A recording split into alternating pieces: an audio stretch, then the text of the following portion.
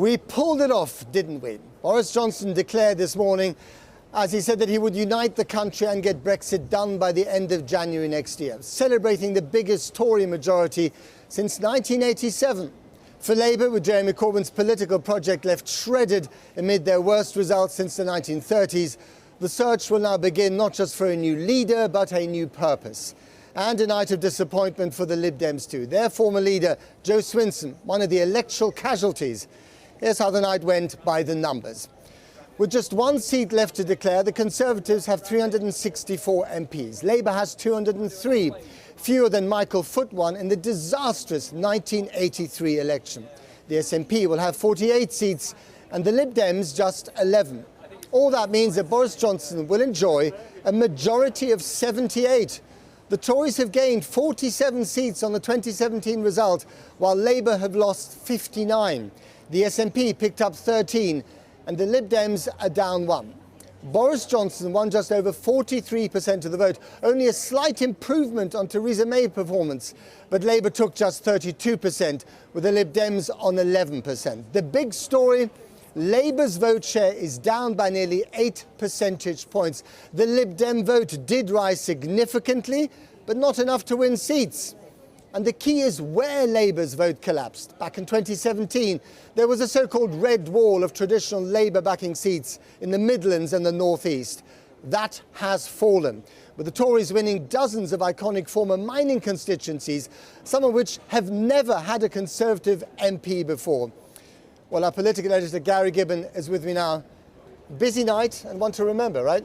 Two seismic events, really. Brexit is now happening, and barring some unforeseen event, it is happening by the end of next month. The prolonged parliamentary mud wrestling to try and stop it has failed. The dream that some had of a second referendum is over.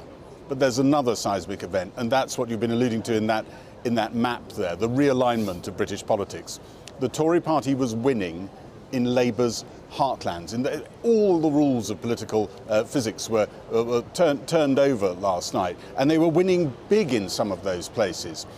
Boris Johnson this morning saying that he knows that those voters have lent him their votes and he hopes to bring them over to his side. He knows that many of them have grandparents spinning in their grave for what they did yesterday at the polling station, and he's intent on trying to keep those people on side. When you win a big victory, you know it's a big victory when the other sides are looking for new leaders.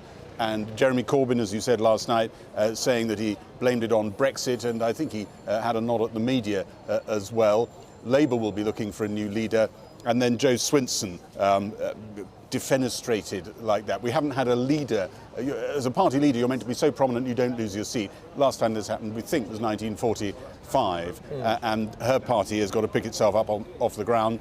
But in Scotland, as you said, there's the SNP picking up seats, the Tories rolling backwards, an enormous challenge ahead for Boris Johnson to try and smooth that one over. And in Northern Ireland, the DUP rolling backwards a bit. Another story that will unfurl under his premiership.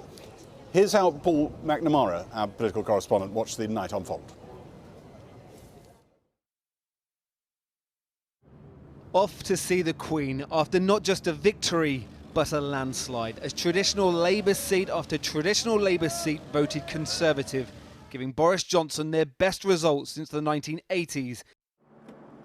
And the political landscape of the nation changed beyond recognition. The morning after the seismic night before began with a victory lap. He walks into this room, a Prime Minister transformed, gone from being the leader of a zombie government to one with a thumping majority. And with that majority comes the freedom and the power to govern as he wishes. So the question, just how will he want to govern? As the centrist One Nation Tory who was London Mayor, or the man who reached out to the most Eurosceptic wings of the party? We may have got a glimpse during his victory speech. I have a message to all those who voted for us yesterday, especially those who voted for us Conservatives, One Nation Conservatives, for the first time. You may only have lent us your vote, and you may not think of yourself as a natural Tory. Your hand may have quivered over the ballot paper, as before you put your cross in the Conservative box. And you may intend to return to Labour next time round. And if that is the case, I am humbled that you have put your trust in me and that you have put your trust in us. And I and we will never take your support for granted. Susan Elizabeth Jungworth. This moment was the first indicator of the true scale of Conservative victory. Ian Levy, the Conservative Party candidate, 17,000. Ian Levy winning Blythe Valley in the North East, which has been Labour ever since it was created in 1950. And then again and again, Labour strongholds fell to the Tories. Fletcher Mark Peter, the Conservative Party candidate, 21,791. In Bolsover, Labour's Dennis Skinner didn't even turn up to hear how he'd lost the seat he'd held since 1970. And in northwest Durham, a scene symbolic for many backbench MPs who feel the blame for this catastrophic loss lies with Jeremy Corbyn, as the woman many tipped to replace him, Laura Pidcock, lost her job. It wasn't with immediate effect, but at his own result in Islington North, Jeremy Corbyn effectively resigned as leader. I want to also make it clear that I will not lead the party in any future general election campaign. I will discuss with our party to ensure there is a process now of reflection on this result and on the policies that the party will take going forward. A resignation that can't come soon enough, according to Labour grandee and former Home Secretary Alan Johnson. Corbyn was a disaster on the doorstep. Everyone knew that he couldn't lead the working class out of a paper bag. Jo Swinson, Scottish Liberal Democrats. It wasn't just a disastrous night for Labour.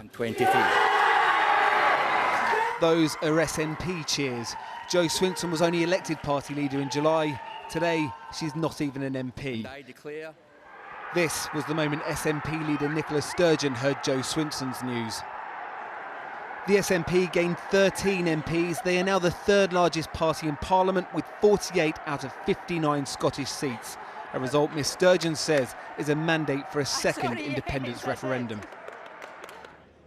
Not long ago, the Democratic Unionist Party were propping up the government. Last night in Northern Ireland, their Westminster leader Nigel Dodds lost his seat.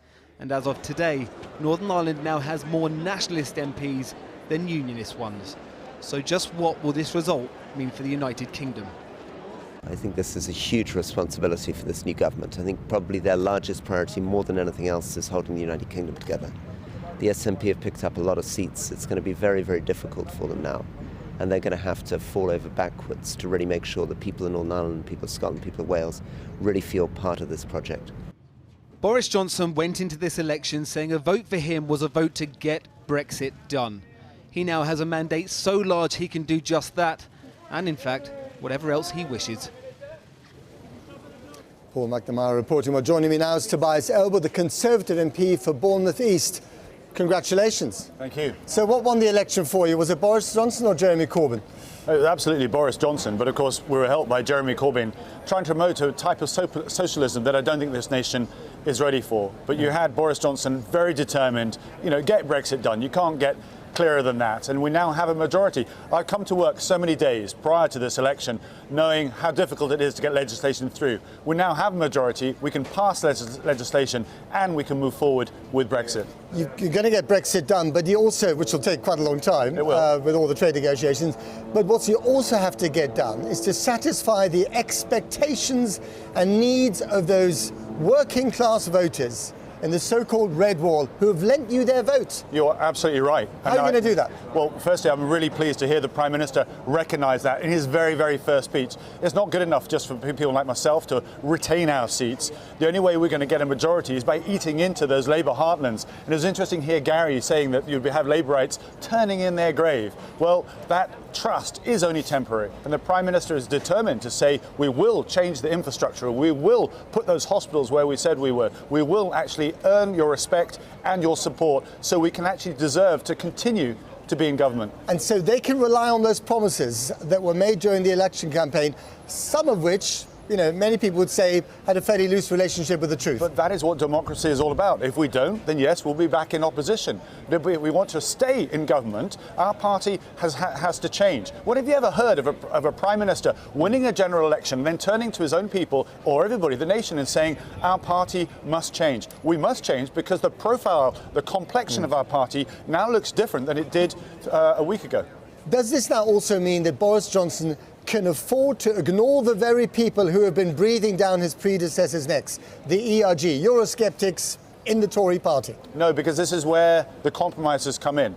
I voted to remain, but I'm content that I recognise I have to compromise, so this is the deal that I can then support. The ERG have backed that as well. Not only that, they've lost a lot of power here, haven't they? They've lost a lot of power, haven't they? Well, let's not forget that anybody who's in the ERG is firstly a member of the Conservative Party. And if they're a member of the Conservative Party, they need to be loyal to this Prime Minister. But they were calling the shots before. They're no longer calling the shots now? They weren't content, obviously, with Theresa May, defying expectations. Prime Minister went to Brussels, came back with a deal which not only satisfied the ERG and the rest of the party, it also managed to convince 20 Labour MPs as well. With the SNP doing as well as it did in Scotland, we are now on a collision course for a constitutional crisis, are we not? Well, you could read it that way. I don't believe that she'll want a second referendum, won't she? Of course she will, and that's their raison d'etre. And he won't give it to her? Absolutely not. We want to keep the union. We want to keep the country as it is. I believe that more people were voting SNP because they were minded to remain. What we need to do is prove to them, as it's been proved to me, that this working relationship we'll have with the EU will be good for Britain. If we can do that, we keep the union together. She has already said that she'll go to the courts. As we said before, she wants that second referendum to take place sooner rather than later. Of course she does, but she forgets that. This is a crisis waiting to happen. The first referendum, it was acknowledged by her own party that that was done for a generation. And now she's got some wind in her sails. She wants to do it all again. As I say, this is more to do with the fact that Scotland did vote Remain. We need to convince the people of Scotland to say, actually, stay with us, stay with the country, but also recognise that we can get a working relationship with Europe, which will be good for Scotland too. What kind of Boris Johnson are we actually going to see as Prime Minister for the next few years? Now that's 5 years. I know that's a big question the media are asking, but take a look at how he conducted himself as mayor. Take a look at how many times he used that phrase, one nation, which is absolutely pivotal. But these are very different Boris Johnsons, aren't they? The Mayor Boris Johnson and the one we've seen on the campaign trail. Not at all. What we're seeing is somebody that's already said in his very first speech that we need to look beyond our base. We need to attract the support from right across the nation. Only by having that broad appeal, that broad church, are we going to remain in office, in government. OK. Tobias Elwood, thank you very much indeed.